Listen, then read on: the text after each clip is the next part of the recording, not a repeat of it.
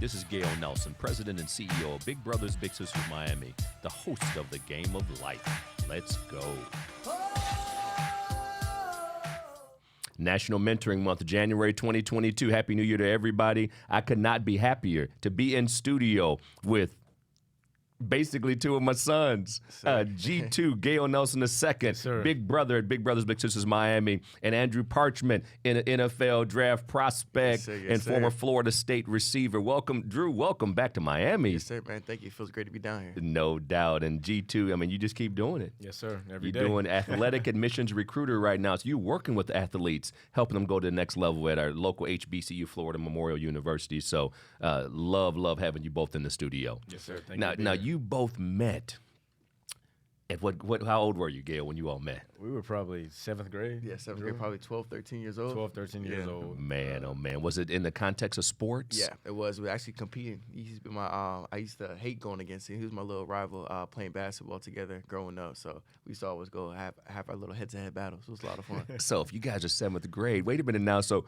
this was you guys are playing, you were at Somerset Central? Yeah, I was at Somerset Central. And so you were playing Somerset Miramar. So, so it was a big Somerset rivalry. We used to talk smack on the internet all the time leading up to the game. So it was a lot of fun. Man, and you were a little hothead on the court, too. Yeah, a little bit. I used to love to win. I Always hate trying to losing. compete. Always trying to compete. Always competing. Man, I love that. And so let's talk about, today we want to talk, and this is our beautiful, in the studio, let me just give some context. Yep.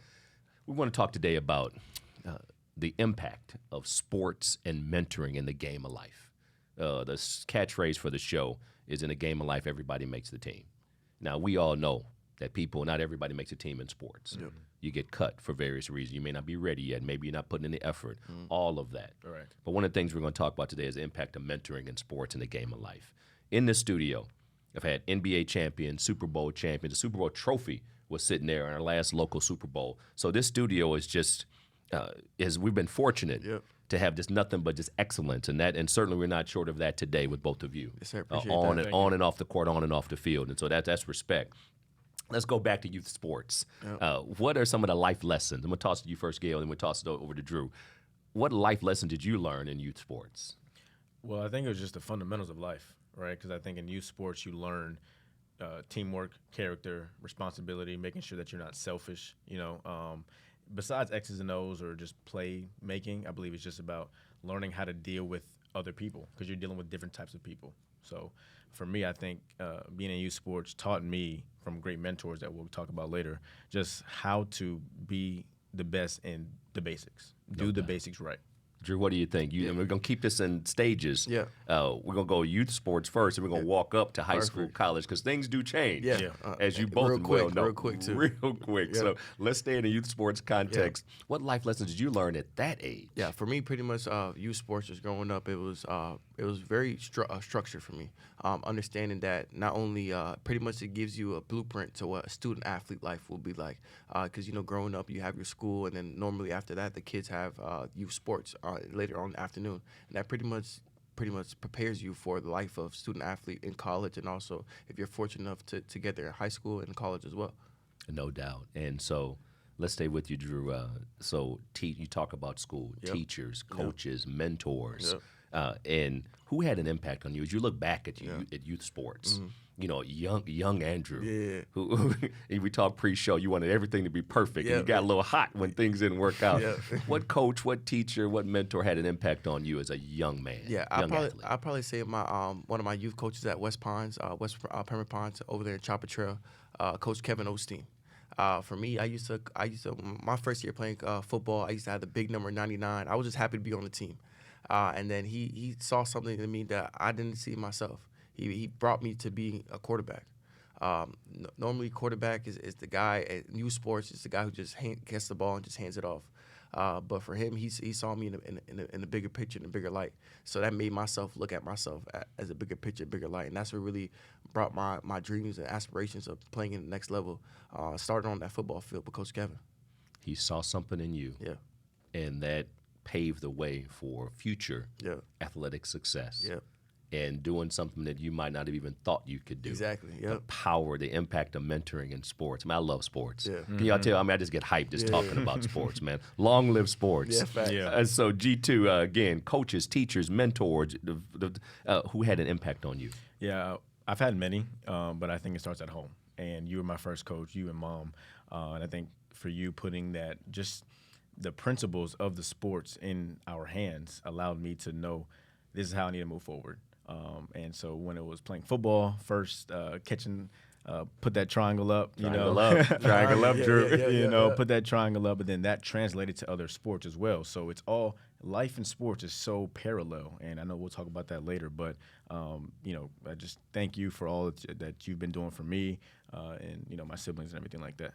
It's funny about hearing that, and I get a little lump in the throat on that, Drew. Again, coaching Gale's first one out of the gate, firstborn, Yep. and then coaching against you. I'm Yep. like, get him, make him mad. Yeah. So it's all about strategy, Yep, read and react, 100%, yep. read and react. But to see, from a mentorship standpoint, and then I've watched you coach kids, and I'm hearing what you're saying to them. I'm looking at the mannerisms, and I'm like, well, I recognize that. Yeah. So it's full circle. Yep, 100%. And so you both have been coached. You both have played at various levels, both obviously collegiately as well. So what's the biggest difference when you transition from youth sports? Yeah. And Gabe, I'm going to toss it to you first. Okay. From youth sports, then you get into high school student athlete, GPA, opportunity to play at the next level. And not everybody that had some talent on the court or on the field goes to the next level and Right. plays college ball. Right. And so what's that biggest difference as a student athlete? Well, two things. I think it's the speed of the game, but also the IQ of the game, because it's not just about if you can make a shot or if you can get back on defense. Can you make your players better around you? So I think it's the mental IQ. So as you grow and mature, your game has to as well. You can't just, go down and make a layup or go down and, make a pass. You have to talk on defense. You have to talk on offense and understand that there's different intricacies of the game. So that stuff changes as the game gets older. No doubt. The Yeah. speed of the game and then that sports IQ. Yeah. Drew, what was the biggest difference as you transition? Yeah, as pretty much he pretty much hit it on the court and on the field with the IQ and stuff like that. So I'll take it off the field and off the court. For me, pretty much my biggest transition was just not being handicapped anymore. Just growing up, you're always pretty much your hands being held either by coaches, by administration, or by teachers. Just growing up, I remember in high school, I used to have a guidance counselor who used to look over pretty much trying to make sure all our GPAs and stuff like that were accurate for college. But when it got to college, then it was pretty much you gotta pick your own classes, you gotta do your own thing, and if you don't do it, then obviously you didn't want to be successful enough to put yourself in that situation. So for me, it was just not being handicapped anymore, not getting my hand held anymore. And so you got to grow up. Yeah, quick. You don't get up and go to class. No one's going to, Nah, no one cares. Just make sure that you're up on time for 6 a.m. workouts. No doubt. No doubt. So welcome to the next level. Yeah. Right. And with that, and when you both talk about, the high school level and the responsibility, you got the coaches, the teachers, the mentors, and then we get to college. And I've seen you on the court playing college ball, seen you on the field playing college football. Drew, name that play. Yeah. That this is go back. Yeah. No matter what, this is you name that play where you go back, you look on it and say and smile. I want you now you're gonna be your own play-by-play. Yeah. And so we got the virtual screen up. Yeah. So go ahead and break down that Okay. play with as much specifics as you Gotcha. can. I will pretty much. I'm gonna take it back to this year, just because Gale knows just pretty much everything that I've been going through in my college football career and just leading up to this 6-year point, all the way up until right now. Growing up, I was a Miami Hurricane fan. Always wanted to play for the U, Canes. You know what I mean? Going to the games, watching them play. I loved Miami, everything they did. Even when I was at Kansas or NIU or even at my other schools, I always keep an eye on what Miami was doing because that was my team. So when I hit the portal going in last January, Florida State called me. I didn't want to give them an answer yet because I was still hoping on Miami to call me as well. Miami, unfortunately, didn't call me, so what I did was circle their game on my schedule a couple times, a couple stars next to it too, so I was ready for them. Pretty much, we started off early. We were up probably 14-zip against them. And they came back quick. Gale was at that game, too. That was. They came back quick, though, so it was like the game of life. Adversity's going to hit. What you going to do, you know? So it was 4th and 14, probably about 55 seconds left. We're probably at the 25-yard line. This year, this whole entire season, I haven't been really getting the ball so much. I'm just trying to contribute wherever my team needs me, you know? Like I said, it was 4th and 14, game's on the line. This is our last drive. No timeouts left. We can't call timeouts. Can't turn over the ball. We turn over the ball, game is done. This is the last play right here. So I run a 16-yard dig. They're in cover 2. So pretty much cover 2 is the cornerback. He's at a 5-yard zone. That's his zone right there in the flats. And the safety has pretty much whatever's in the back. So for me, I slip inside the guy at about 6-7 yards, go up the field, break at 16. Quarterback throws a beautiful ball right over the middle, and I catch it. The whole crowd starts screaming. And then that right there, that's probably one of my biggest career catches and career games. That's something that I'm gonna tell my kids about for the rest of my life. And you'll never forget. Never forget. I just remember just getting up and then just making eye contact with Gale in the stands and pointed at you too. Yep, couple of my friends after that. It was something beautiful, man. It was something beautiful. Man, that's special. Yeah. That is special when I think about, again, you mentioned the game of life. And so we make plans. I want to work for this company. I want to go to this school. Yep. And some things are just beyond our control. Yep. Right. So what are you going to do about that? Exactly. And so if somebody, and then some companies, and again, I remember there was a job I interviewed for when I was much younger, didn't get it. I'm like, whoa, I interviewed well. Yep. I did everything. A lot of eyes. Yep. I did everything. Yep. But you know what? But they make the decision. Exactly. Right. And that's my bad, sorry. But No, I go was ahead. just saying, just my whole entire career pretty much at Florida State, I just got a tone and a test Gale just being there for me. Just like you said, I thought that I was ready. I put in the work. I should be on the field 24/7. I should be getting the ball when sometimes some stuff are out of your control. Right. And then one thing I always told Gale was, we're not going to let 6 months dictate all the hard work we put in for 6 years. Right. So like me and Gale, we just made a blueprint that we're going to keep coming to work every single day and force them to put us on the field. And then at the end of the day, we made the biggest play of the year. So 4th and 14. yes, sir. 4th and 14. Well, that'll be the documentary. Yep. Yeah. 4th and 14. Yeah. Because you don't have any. There's nowhere to go, Gale. No timeouts. No timeouts. No. It's just one and done. Yep. You make the play or you go home. That's it. And so what are you going to do? So it takes the mental strength and the physical strength. So Gale, take me back at any level, high school, college, Man. that play where you look back on it, it's like, that's well, when I'm telling my kids. I think for me, it's actually before high school and college. Okay. On the football field. I forgot where we played, but the quarterback was Taj, and he dropped back, and I went for a fly route. And I had no idea where the ball was. And I'm running, I look over my shoulder, catch it with 2 hands, and the referee looks at you, looks at me, and it's up, and it's good, touchdown. So I can still, remember that play, but that thing I will never forget. That was funny. Now, who was your football coach? It was you as the head coach. We had Coach Ricky Caldwell, Coach Dennis Jackson. Shout out to Ricky Caldwell. Mike Shout Jones' out to Dennis. dad. Yes, right. And just some great coaches. Good brothers. But now check this out. I'm going to fill in some blanks now. We're playing up in Broward County. We're playing Deerfield, green and yellow team, I think. And they were on us. Yeah. And so they had a lot of big play. I'm thinking, you know what? They're getting to our quarterback. They're stopping our running game. I'm putting this thing up. Gale fly pattern. Yeah. And, keep in mind, now, show everybody, how about how tall were you? Man, I was probably at least 3 foot. 3 foot at that age. But now Taj could throw that ball. He could, yeah. I said, just put it out there and Gale just run under it. Yeah. And I remember I was seeing the ball, then all of a sudden the ball disappeared. I'm seeing you look up like this, and the ball came down. The referee's looking around like, there's no way this little guy caught this ball. Right. She looks at you. You're holding the ball looking at her. I'm saying, I'm going crazy on the sideline. Like, I'm a coach. I'm like, give me something. Yeah. And when I saw her hands go up, she was just like, this little guy caught this ball. Yep. That's good stuff. Yeah. That is good stuff. Let's talk. We've talked sports, and I love the brotherhood you both have. I love the we, and you surround yourself with people that can help you, that can challenge you, that will not take us, and that will tell you the truth. Like, no, you tripping. We've had some of those. You have to. You and I have disagreed a few times. So. You have to. That's life. That's the game of life. Can you imagine what game have you ever played in? What sport have you ever played where everything you say, the coach saying, okay, you're right. Right. That ain't gonna happen. Yeah. And so the same thing applies in business. So let's talk mentoring. Gale, you're a big brother, and certainly, never ask you to be a big brother. Full transparency, but you signed up to be a big. Why? Well, just seeing, honestly, you would come home with these big stacks of Carnival scholarship students, and you would tell us stories about these students that, go through so much yet achieve so high.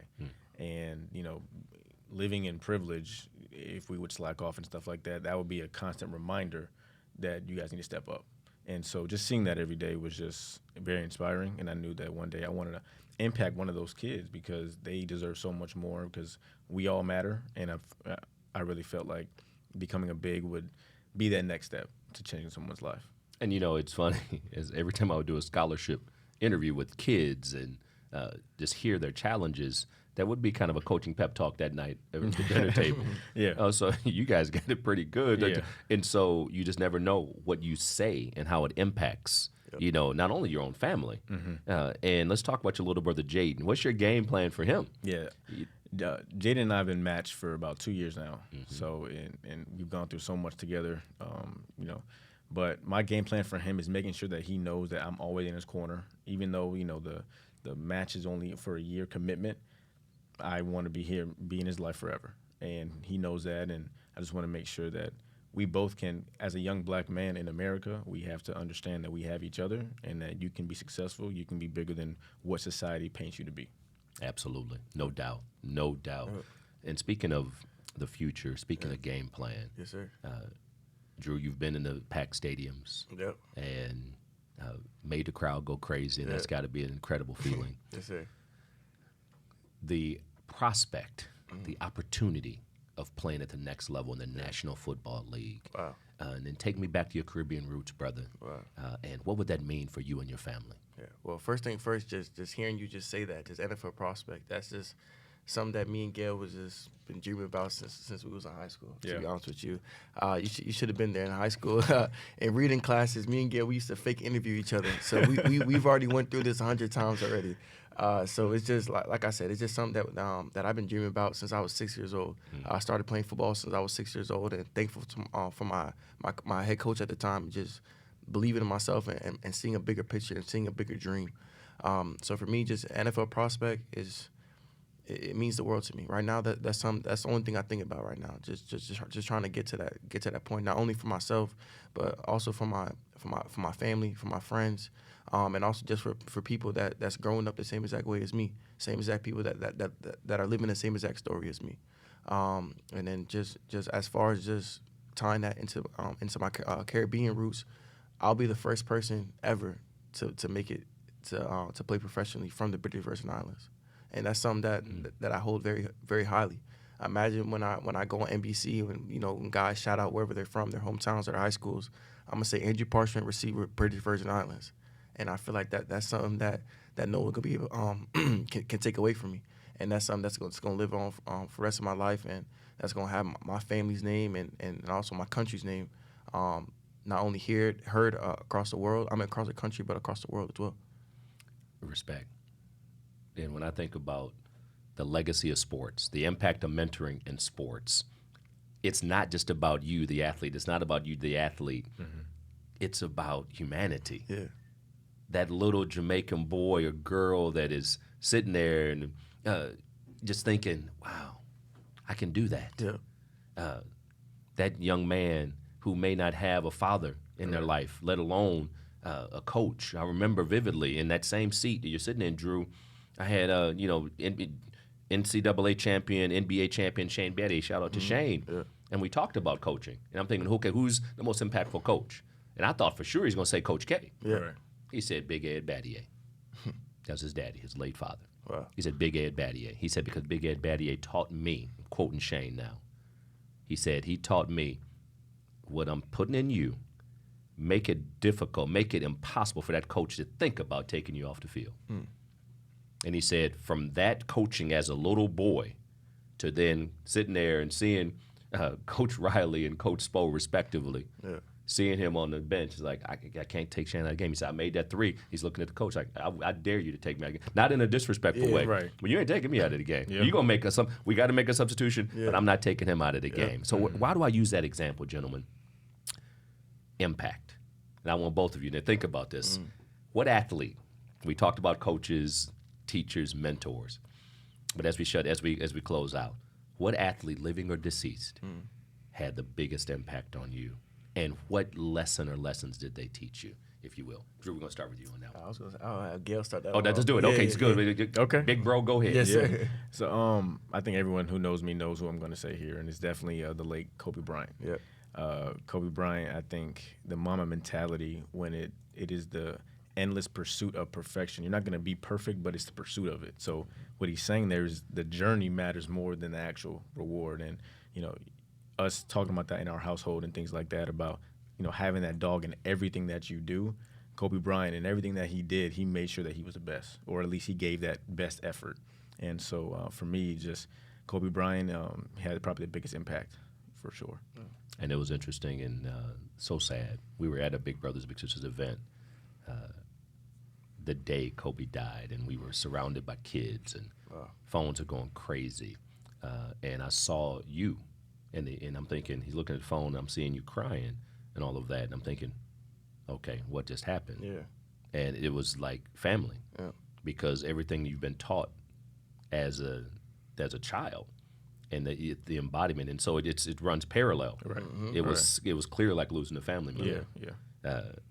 And so that's the impact. And when you think about just a journey, and as we talk about this journey, Gale, with you and Drew growing up together, being there for one another, your little bootleg high school podcast y'all had in reading class. Should have been studying that reading. You got me in trouble. Got you both in trouble. Yeah, I remember my too. My bag, little bootleg podcast. And so, but that was a preview of coming attractions, I guess. We'll spin it positively. Right. So, Drew, same question to you, son. What athlete, living or deceased, had the greatest impact on you, and what they teach you? For me, probably just hearing the story of Kurt Warner.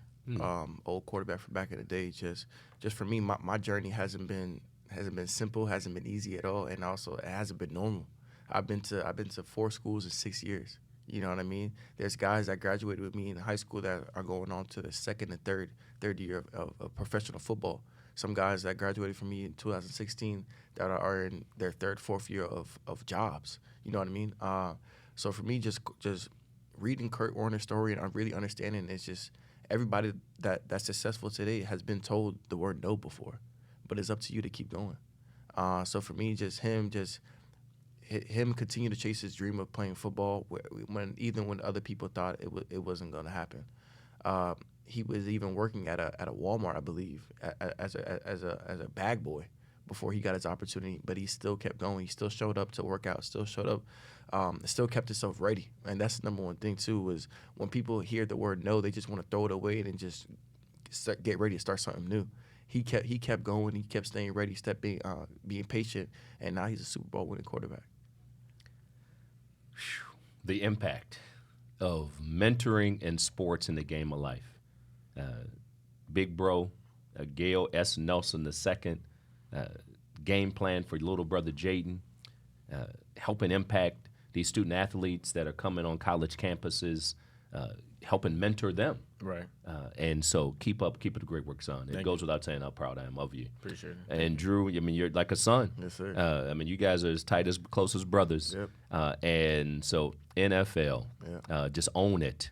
And what you are doing here at Big Brothers Big Sisters in Miami, getting a chance to encourage some kids, the character off the field, yes, sir, and the hard work and that resilience will translate on the field. Yes, sir. And when you have those two together, that's a powerful combination. Speaking of powerful combinations, gentlemen, you two are making it happen. Keep making it happen. Yes, don't forget about when you guys go real big time. Don't forget about me. But the bottom line is, to all that are listening, you want to be a mentor. You want to enhance somebody's life like G2. Like Big Brother Gale Nelson II with his little brother Jaden, bbbsmiami.org.